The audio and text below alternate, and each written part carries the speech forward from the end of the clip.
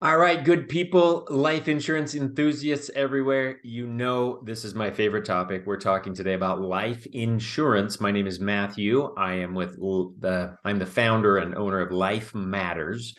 And I'm here to talk about what happens when you get declined for a life insurance application. So nobody likes to get turned down, right? We got that probably back from when we're kids and we're the last ones on the playground picked for kickball. I don't know anything about how that feels. But we don't like rejection, generally speaking, right? We apply for something, we want to get it, and it's no fun when you get declined. So if and when you get declined, number one, hopefully you've got a good agent who will go to bat for you.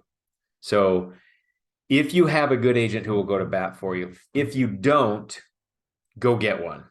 Fire your agent, find one who will go to bat for you. If you have one that'll go to bat for you, there's going to be some work that has to be done. Number one, we got to find out why you got declined. Specifically, a lot of the insurance carriers don't share that information with agents. I promise you, it would make my job a whole lot easier if they did. Some of them do, but most of them don't. So there are HIPAA laws that prevent them from doing so. So it's not the carrier's fault per se, but it would make our jobs a lot easier. So with that information, with the right agent, you can go to other carriers potentially and find coverage. Carriers have slightly different underwriting requirements for different health conditions. So if you get turned down with one carrier, there might be another carrier completely willing to take your case. The right agent can shop around, do some things that are called risk assessments, which are conversations with underwriters just to see if we can get your case approved somewhere else tentatively, and then go ahead and file the application and see if we can get you approved for sure permanently. So that's the first thing. The second thing is if it's an MIB or a prescription or Milliman prescription history check problem, then we have to do some investigating. Sometimes there's mistakes that show up on there.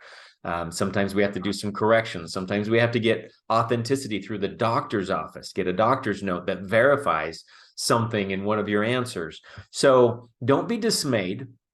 Don't lose hope. If you don't get approved right away, that just means we got to roll up our sleeves and work a little harder and find the right carrier to get you approved. So the price may change. It maybe end up being a little bit more. There might be some more restrictions. You might have to back off the death benefit to still make it work on your budget. Those are all things that we can figure out as long as you're willing to stay in the fight with your agent long enough to find the right solution that's out there for you. So if you've been declined recently, get on the phone with your agent and get to work and find a solution. If that's not something that looks too appealing to you for whatever reason, get on my calendar. Let's you and I chat, and I'll go to work for you, and we'll see if we can find a solution that's out there. Thanks. I hope this has been helpful, and never forget how much your life matters.